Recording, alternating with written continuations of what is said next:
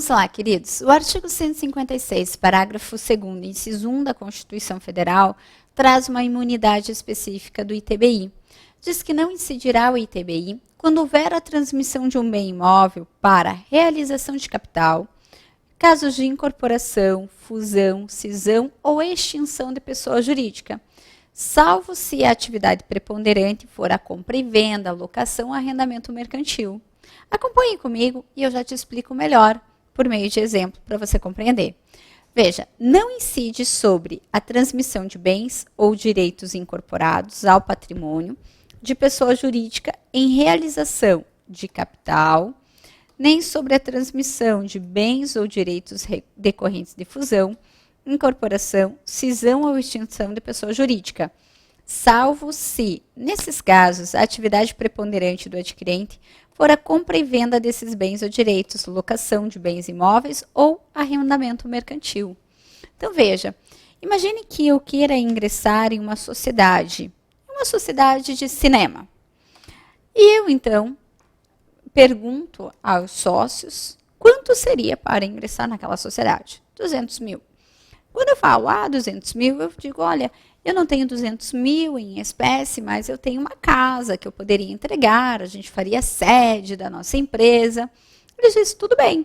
Então, eu vou fazer a transmissão do meu bem imóvel, Josiane, vou passar para a sociedade de cinema. Haverá essa transmissão de bem imóvel por título oneroso, porque em contrapartida eu terei as cotas daquela sociedade. Mas, como é uma transmissão de bem imóvel para realização de capital, em que a atividade preponderante não é compra e venda, não é alocação, não é arrendamento mercantil, não incidirá o ITBI. E o mesmo ocorreria se fosse um caso de incorporação, cisão, extinção de pessoa jurídica ou fusão. Então, essa é a imunidade específica do ITBI. Agora, é claro, Josi, a dúvida que fica é o seguinte, o que é essa atividade preponderante? Porque eu só tenho essa imunidade se a atividade preponderante, deixa eu até mudar a canetinha, a atividade preponderante não for a compra e venda desses bens, locação de bens imóveis ou arrendamento mercantil. Quando que eu sei que a atividade preponderante é a compra e venda, locação, arrendamento mercantil? A resposta nós iremos encontrar lá nos artigos 36 e 37 do Código Tributário Nacional, que diz o seguinte, considerar-se a atividade preponderante de compra e venda, locação, arrendamento mercantil, quando mais de 50% da receita bruta operacional for referente a essas atividades. Então, sendo mais de 50% da receita bruta operacional uma dessas atividades, aí será tido como uma atividade preponderante. E na prática, como que funciona? Como que a autoridade administrativa visualiza se é ou não uma atividade preponderante? O artigo 37 diz, se é uma sociedade que já está em andamento, serão observados os 2 anos anteriores e os 2 anos posteriores à data da transmissão desse bem imóvel. Como assim? Se eu quero ingressar nessa sociedade de cinema, serão analisados 2 anos anteriores para ver se a atividade preponderante não era de compra e venda, locação, arrendamento mercantil de imóvel, e os 2 anos subsequentes. Logo, é o que nós chamamos também de uma imunidade condicionada, porque depende dessa condição da atividade preponderante não ser de compra e venda, locação, arrendamento mercantil. Ô Josi, e se a sociedade acaba de ser instaurada? Não existia, mas vocês estão montando a sociedade e você entrega um bem imóvel. Aí o artigo 37 diz, como a sociedade vai passar a existir desse ponto, serão apreciados, analisados os 3 anos subsequentes. Certo? Pois bem, quanto à hipótese de incidência e à imunidade do ITBI, é isso que nós temos de mais relevante. Agora, e com relação aos critérios que devemos saber, começando pelo critério temporal. Quando será ocorrido o fato gerador do ITBI? Essa é a pergunta que eu tenho esperado há anos na prova da FGV, primeira fase, porque é algo que pode derrubar muitos candidatos. Derrubar, que eu digo, fazer com que eles errem a questão. Veja, o critério temporal. Para responder a essa pergunta, tem que saber exatamente qual é mesmo o fato gerador do ITBI.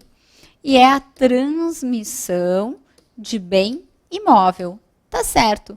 A transmissão de um bem imóvel vai ocorrer por título oneroso pela compra e venda do imóvel. Pois bem, só que o fato gerador do ITBI não é a compra e venda do imóvel.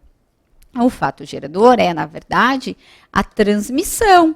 E quando que eu tenho a transmissão de um bem imóvel por título oneroso? Quando houver o registro desse imóvel em cartório. É por essa razão que o critério temporal do ITBI será apenas quando houver o registro em cartório.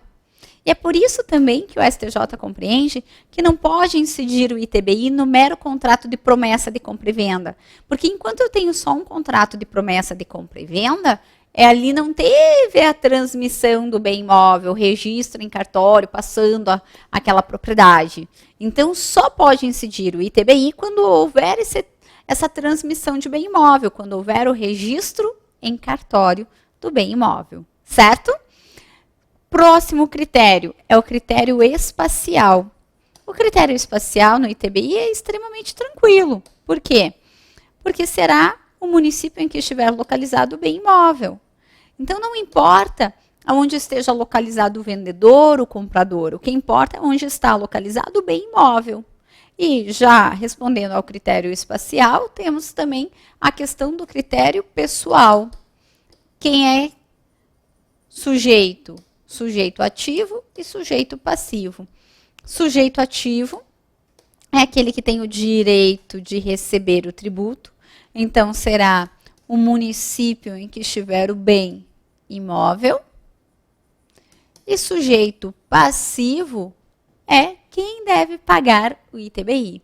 Aqui também bem importante, porque pode ter essa pegadinha na prova da OAB. O sujeito passivo, quem deve pagar o ITBI, está previsto lá no artigo 42 do CTN, que cabe à lei, no caso do ITBI municipal, dizer quem vai pagar. Ah, Josi, é sempre o comprador, né? Opa, alto lá. Na maioria dos municípios, você tem razão.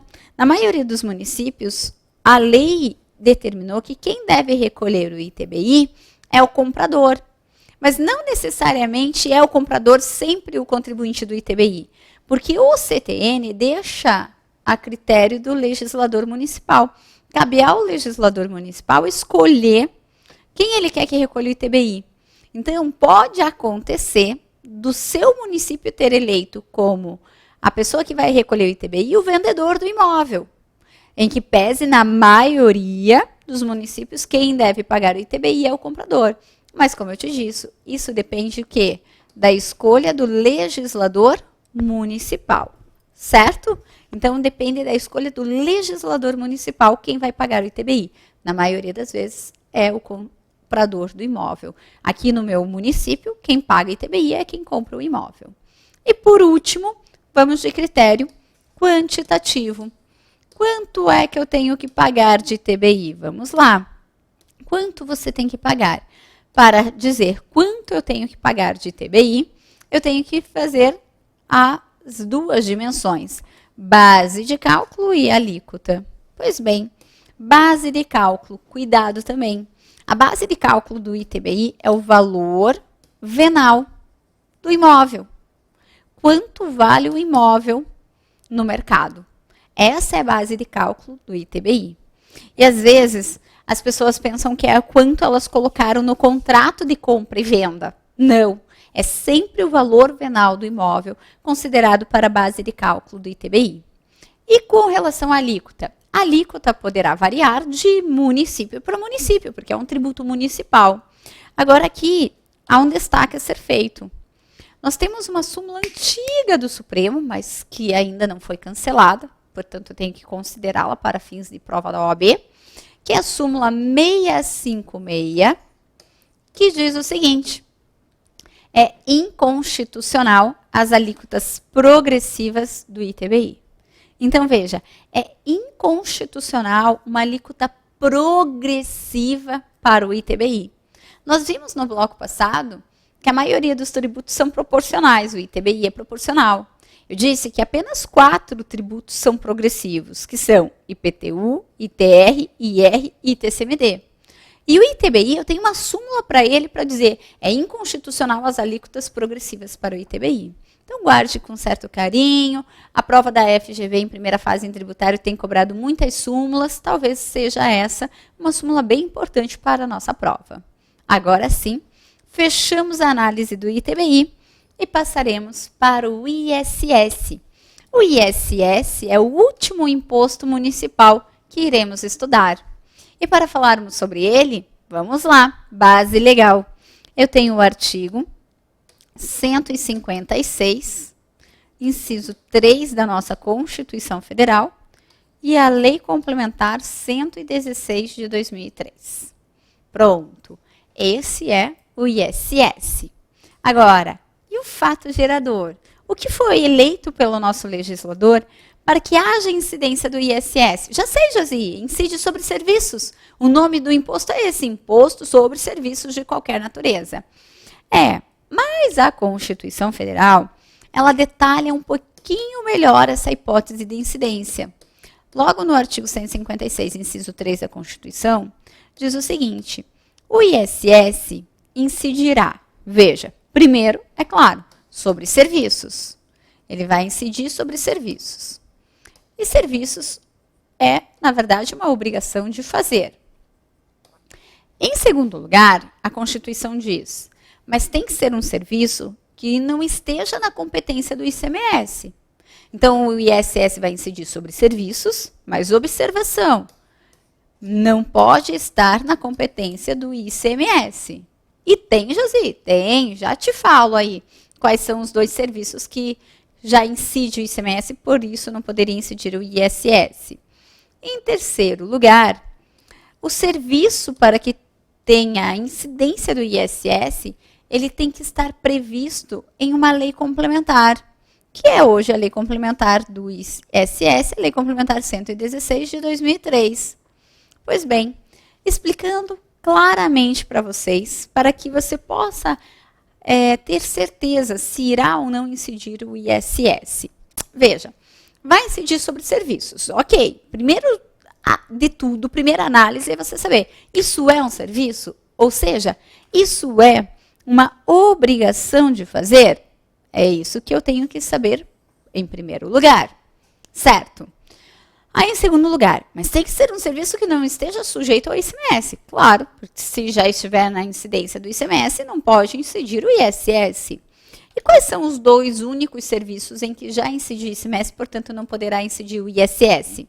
De acordo com o artigo 155, inciso 2 da Constituição Federal, são os serviços, veja, de transportes interestaduais ou intermunicipais. Sabe aquele transporte que sai de um município, vai para o outro, sai de um estado, vai para o outro? Sobre esse serviço de transporte intermunicipal ou interestadual, incidirá o ICMS. Portanto, não poderá incidir ISS. Mas alto lá. Se o serviço de transporte ficar em apenas um único município, não sai desse município, não sai aqui de Curitiba. Aí incide ISS. Mas se sai de Curitiba, vai para outro município, sai de Curitiba, estado do Paraná, e vai para outro estado, incidirá o ICMS. Então, sobre o serviço de transporte intermunicipal ou interestadual, incide o ICMS.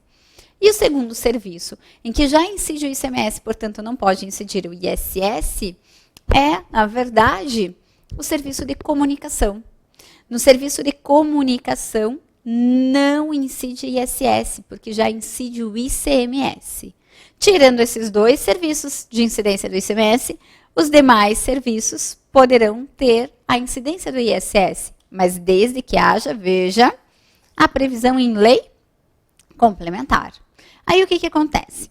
Essa lei complementar 116 de 2003, ela traz uma lista anexa com 40 itens subdivididos em vários subitens, em que diz quais são os serviços que estão sujeitos à incidência do ISS. Atualmente, nós temos mais de 100 serviços descritos lá, em que se sujeitam ao ISS. Então, na prática, para você saber se haverá ou não a incidência do ISS, você vai olhar, é serviço? É. Tem previsão em lei complementar? Tem. Então, você terá a incidência do ISS. Josi, pode existir um serviço que não tem previsão na lei complementar e por isso não sofre a incidência do ISS? Um exemplo, só para você compreender. Até dezembro de 2016, não estava na lista anexa à lei complementar o serviço dos tatuadores, colocadores de piercing. Então, até dezembro de 2016, eles não pagavam ISS, eles prestavam um serviço, mas como não havia previsão na lei complementar, eles não pagavam. Em dezembro, mais exatamente dia 29 de dezembro, surgiu a lei complementar 157, para incluir na lei complementar 116 vários serviços que ali não estavam. A exemplo do serviço dos tatuadores, colocadores de piercing, a questão de Netflix, Spotify, essas questões para que haja incidência do ISS. Então, hoje, o que eu tenho? Que o serviço de tatuador e colocador de piercing tem que recolher ISS, porque agora está previsto em lei complementar. Então, se é serviço e tem previsão em lei complementar, incide ISS. Se é serviço e não tem previsão em lei complementar, não pode incidir ISS.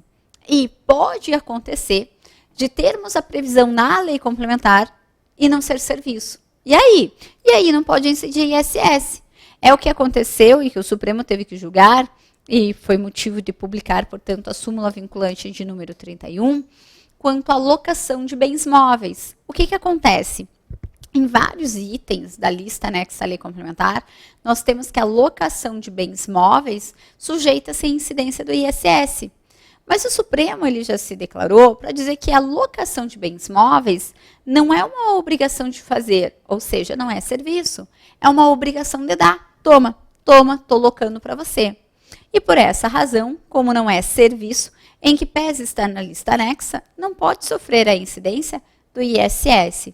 Portanto, a súmula vinculante 31 diz: é inconstitucional a incidência do ISS sobre a locação de bens móveis, porque não é serviço, é uma obrigação de dar. E para se sujeitar ao ISS, juro que a última vez, tem que ser serviço, não pode estar na competência do ICMS e tem que ter previsão em lei complementar.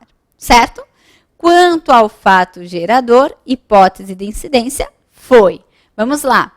Critérios. Quanto ao critério temporal, quando é que incidirá o ISS? Ora, se incidirá no momento da prestação do serviço. Então, se o fato gerador é o realizar, prestar um serviço que esteja previsto em lei complementar, quando que eu tenho que pagar? Qual é o critério temporal? No momento da prestação daquele serviço. Tranquilo. Próximo critério. Critério espacial. Ora, o que nós temos aqui por esse critério espacial? Veja, esse critério espacial ele é extremamente simples quando a gente fala em segunda fase da OAB tributário. Por que eu digo isso, extremamente simples, em segunda fase da OAB? Porque eu olho para a lei e visualizo. Em primeira fase, eu confesso a vocês que não é uma matériazinha que eu gostaria que caísse, mas já caiu e, portanto, eu tenho que falar para vocês. Por que disso tudo, Josi? Você vai entender. O que eu tenho no critério espacial? É saber o local que considerar-se-á ocorrido o fato gerador para fins de recolher o ISS. Pois bem, a regra, ela está prevista no artigo 3º da Lei Complementar 116 de 2003. E a regra diz o seguinte: considerar-se-á ocorrido o fato gerador do ISS, veja, no município em que estiver estabelecimento o prestador de serviço. E se ele não tiver estabelecimento, será onde? No domicílio do prestador de serviço. Então, vejamos. Regra. Qual é o município que será considerado ocorrido o fato gerador de ISS? No município do estabelecimento do prestador de serviço. E se ele não tiver estabelecimento, no domicílio do prestador de serviço. Regra. Ih, começou. Mas tem exceções.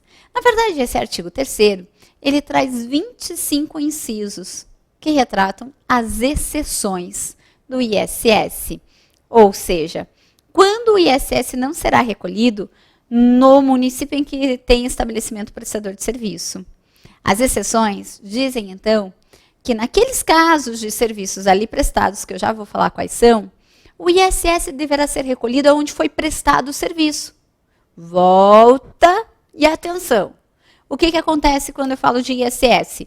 Qual é o município que eu considero ocorrido o fato gerador e vai poder recolher o ISS? Regra.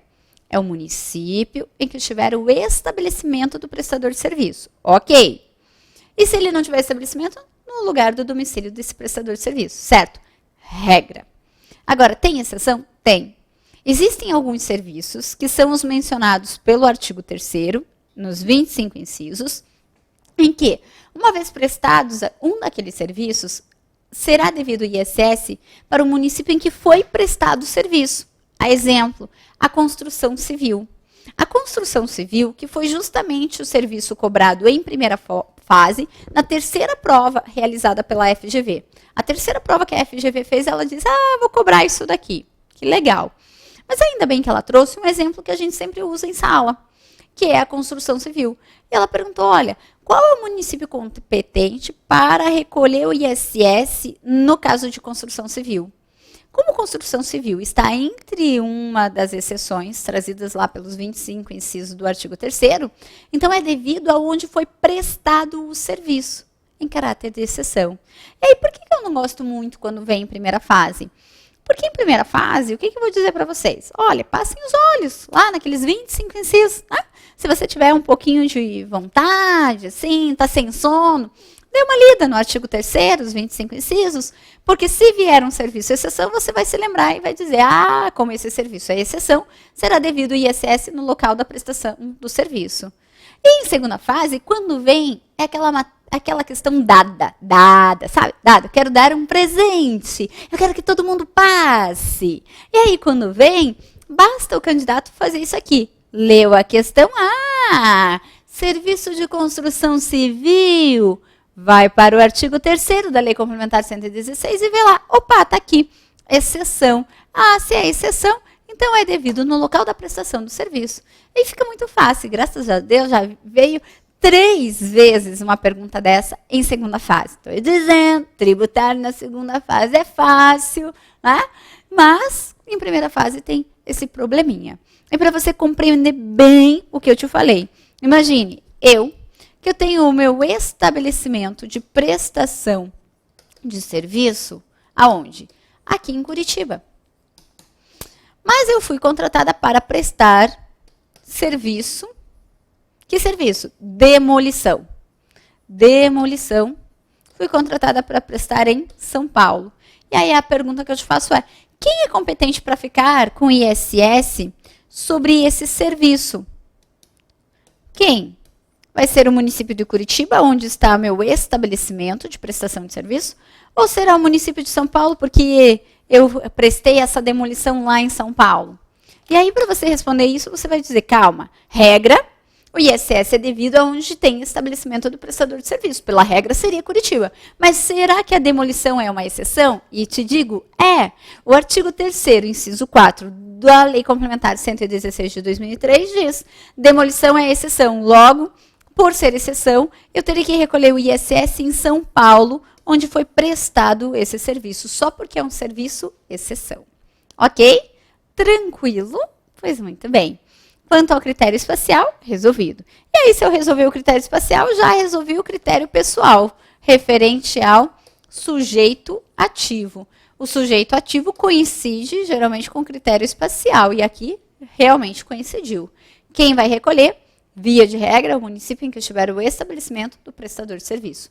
Exceção, um dos 25 incisos do artigo 3º. A exemplo, serviço de demolição, construção civil, elaboração de congressos, serviço de guarda, vigilância, arrendamento mercantil, que é novidade, veio com a Lei Complementar 157. No arrendamento mercantil, o ISS é devido no município em que estiver domiciliado o tomador do serviço. Então, isso pode aparecer para nós, certo? E agora, sujeito passivo. Sujeito passivo fácil. Quem é que deve recolher o ISS? Ora, o prestador de serviço. É ele quem vai recolher o ISS. E o último critério, critério quantitativo. O que eu tenho de critério quantitativo? Base de cálculo e alíquota. Tá bem. Qual que é a base de cálculo? Via de regra, o artigo 7º lá da Lei Complementar 116 de 2003 diz que a base de cálculo é o valor do serviço. Qual é o valor do seu serviço? É a base para o cálculo do ISS. Fácil. E a alíquota, Josi? A alíquota vai depender do município que você estiver. Porém, o artigo 8º e 8º-A da Lei Complementar 116 de 2003 determinam que a alíquota mínima do ISS será de 2% e a alíquota máxima será de 5%. Então, veja, isso significa dizer que nenhum município poderá ter uma alíquota inferior a 2% e nenhum município poderá ter uma alíquota máxima maior que 5%. Por quê? Porque a Lei Complementar 116, que tem respaldo na Constituição Federal, porque o artigo 156, parágrafo 3º, inciso 1, diz: cabe à lei complementar no ISS dizer qual será a alíquota mínima e qual será a alíquota máxima. E aí foi lá a lei complementar do ISS, que é 116, disse: tá bom, cabe a mim dizer qual que é a alíquota mínima e máxima? Tá bom, eu direi: a menor alíquota que pode existir de ISS é de 2% e a maior alíquota é de 5%. Isso significa dizer: nenhum município poderá ter uma alíquota menor a 2% e nenhum município poderá ter uma alíquota que ultrapasse a 5%. Certo? E aí? Fim sobre o ISS. Não tem mais nada que o nosso examinador possa vir cobrar referente ao ISS. Aliás, vamos lá. Mais uma questãozinha que me ocorreu. Já caiu em segunda fase, então pode cair em primeira fase. Existe ainda, em razão lá do artigo 9º do Decreto-Lei 406/68, o chamado ISS fixo. O que é esse ISS fixo? É um valor fixo que você paga anualmente. Que maravilha! Mas não é para todo mundo não, é só para quem pode. Quem pode? São os profissionais de profissão regulamentada mencionados pelo artigo 9º do Decreto 406. Nós, advogados, podemos optar em recolher esse ISS fixo.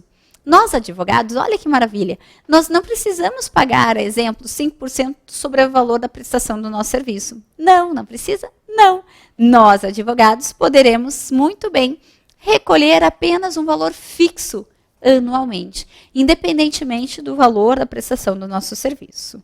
Só foi isso para encerrar. Agora, passaremos à análise dos impostos estaduais.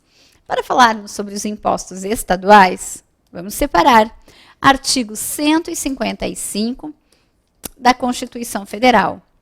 Esses impostos são de competência dos estados e Distrito Federal, conforme o próprio caput do artigo 155. São 3 impostos de competência dos estados e Distrito Federal. Quais são? Primeiro, nós temos o ITCMD. Segundo, o ICMS. E o terceiro, o IPVA. Vamos analisar, primeiramente, o ITCMD. Para falarmos do ITCMD, já separe. Artigo 155, inciso 1 da Constituição Federal, bem como artigos 35 a 42 do Código Tributário Nacional. De novo, você falou desses artigos quando falou do ITBI? Mas lembra que eu falei que quando foi promulgado o CTN, eles caminhavam juntos? Por isso que eles estão tratados nos mesmos artigos. Pois bem, o que é o ITCMD? Bom, o ITCMD é o imposto sobre a transmissão, causa mortes ou doação de quaisquer bens ou direitos. Nesse momento, é importante ressaltarmos lá as principais diferenças entre o ITCMD e o ITBI, para que você não tenha a menor dúvida. Porque como eles são impostos sobre transmissão, caminham muito juntos, Geralmente a FGV, quando cobra sobre eles, cobra os dois juntos, porque ela sabe que confunde. Então, para que ela não tire nenhuma questão nossa, porque a gente vai gabaritar tributário, eu te convido lá para o nosso próximo bloco, para que fique bem clara essa diferença entre o ITCMD e o ITBI. E assim nós conseguiremos, com certeza, acertar as 5 questões de direito tributário. Eu estou te esperando ali no nosso quarto e último bloco. Mais um pouquinho.